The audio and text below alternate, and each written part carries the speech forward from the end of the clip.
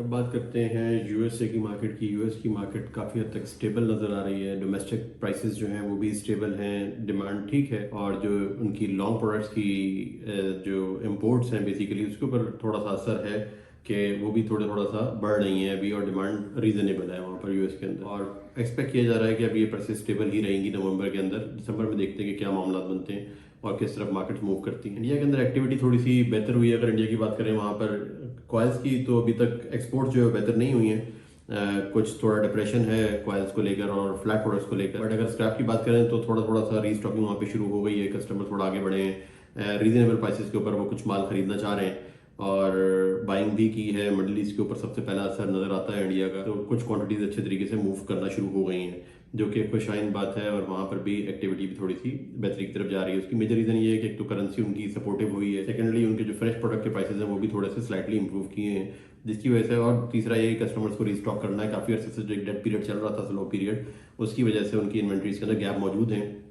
अगर इंडिया वापस अपनी बाइंग के अंदर रहता है और स्टेबिलिटी रहती है उनकी बाइंग के अंदर, तो होपफुल इंटरनेशनल मार्केट को काफ़ी ज़्यादा सपोर्ट मिलेगी उस चीज़ से। बात करते हैं पाकिस्तान की। पाकिस्तान के अंदर अभी तक चीज़ें काफ़ी स्टेगनेंट हैं, काफ़ी पेसिमिस्टिक हैं कस्टमर्स के, काफ़ी डिप्रेशन है, स्लो चीज़ें हैं, क्योंकि जो माल आए हुए थे पोर्ट के ऊपर वो अभी तक रिलीज़ हो रहे हैं आहिस्ता आहिस्ता।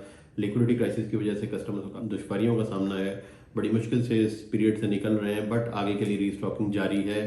काफ़ी बुकिंग्स जो है वो आगे के लिए होना शुरू हो गई हैं। जनवरी अराइवल एंड फरवरी अराइवल लोग अभी रीस्टॉक करना चाहते हैं, क्योंकि वहाँ पर एक अच्छा गैप नज़र आ रहा है कस्टमर्स को।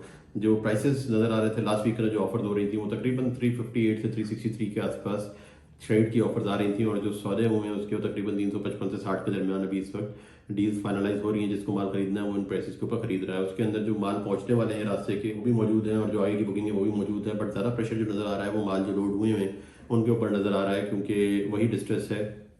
एक मेजर चेंज ये है कि जो आगे की शिपमेंट थी जनवरी की, फरवरी के अराइवल के लिए, यानी कि दिसंबर की शिपमेंट, और अब क्रिसमस आगे आ रहा है, तो क्रिसमस के बाद की भी बुकिंग शुरू होंगी, जो कि 10 दिन के बाद शुरू हो जाएंगी। अभी अब हफ्ते के बाद शुरू हो जाएंगी। उसके लिए कोई प्रेशर नज़र नहीं आ रहा सेलर्स के ऊपर। सेलर्स बड़े कंफर्टेबल हैं और उनको पता है कि प्राइसेस ऊपर की तरफ ही जाएंगे, तो इसलिए फ्यूचर फॉरवर्ड ऑर्डर्स वो नहीं करना चाहते हैं। एज ऑफ नाउ वेट करना चाहते हैं।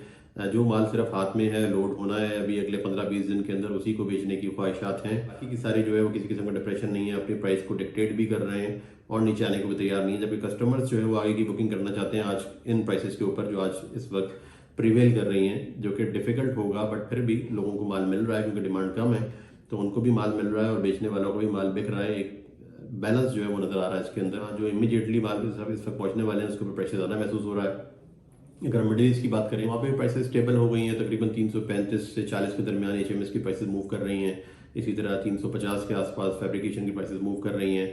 कस्टमर्स पुश कर रहे हैं प्राइसेस नीचे देकर, बट वो माल मिल नहीं रहा है। और हो सकता है कि अगर इंडिया ने ज्वाइन कर लिया और इंडिया की तरफ माल डाइवर्ट होना शुरू हो गया, तो फिर एक काफ़ी पैनिक क्रिएट हो सकता है। यहाँ पर कस्टमर्स को रीस्टॉकिंग करने के लिए फिर हायर प्राइसेस देने पड़ सकते हैं। तो इसलिए रिकमेंडेड ये है कि करंट लेवल्स जो नज़र आ रहे हैं वो काफ़ी अट्रैक्टिव लेवल्स नज़र आ रहे हैं। कीपिंग इन व्यू ये बात बहुत इंपॉर्टेंट है कि टर्की की प्राइसेस इस वक्त श्रेडेड की 375 के आसपास हैं, और हमारी प्राइसेस 360 के आसपास, आप समझ लें 60-65 के आसपास। $15 हम उनसे ऊपर होने के बजाय इस वक्त नीचे मूव कर रहे हैं। कहीं ना कहीं ये गैप हेड जरूर करेगा। आहिस्ता आहिस्ता जो यार्ड्स हैं वो अपने माल डॉक्स के ऊपर बेचना शुरू हो गए हैं, उनको भी डेस्परेशन आहिस्ता आहिस्ता खत्म हो रही है। पहले आज से 15 दिन पहले सिचुएशन कुछ और थी कि उन्होंने प्लानिंग की हुई थी और कंटेनर में माल लोड करना था, बट मूविंग फॉरवर्ड दिसंबर के लिए उन्होंने प्लानिंग नहीं की हुई है। कंटेनर में माल लोड नहीं करना है, डॉक्स पे बेचेंगे। तो आहिस्ता आहिस्ता आपको नजर आएगा कि ड्राइव होती जा रही है ऑफर्स, और एक गैप क्रिएट होगा इसके अंदर भी। फिर दोबारा से सेलर्स डिक्टेटिव पोजीशन में आ जाएंगे। अभी ना सही तो दिसंबर के अंदर आएंगे, बट चीज़ें उस तरफ जाती हुई नज़र आ रही हैं। इस तरीके से ये चीज़ें मूव हो रही हैं। अगर हम लोकल मार्केट की बात करें पाकिस्तान की, तो वहाँ पर अभी भी डिप्रेशन नज़र आ रहा है। होपफुली जब बिल गुजरेंगे उसके बाद नेक्स्ट मंथ के लिए चीज़ें थोड़ी सी बेहतरी की तरफ जाएंगी, क्योंकि काफ़ी ज़्यादा नेगेटिविटी हो चुकी है। आहिस्ता आहिस्ता चीज़ों को वापस पॉजिटिव उसके अंदर आना है। काफ़ी सारी प्रोडक्शंस भी कट डाउन हुई हैं। होपफुली मूविंग फॉरवर्ड सुनने में आ रहा है कि काम भी कुछ आ रहे हैं, टेंडर्स भी आ रहे हैं कुछ मार्केट के अंदर, जिसकी वजह से हो सकता है कि सरिये की सेल्स स्ट्रीमलाइन हो जाएं, और बाकी के जो हमारे फ्रेश आइटम्स हैं उसको भी थोड़ी सी स्टेबिलिटी मिले। अभी तक के लिए यही अपडेट्स थी। Thank you very much.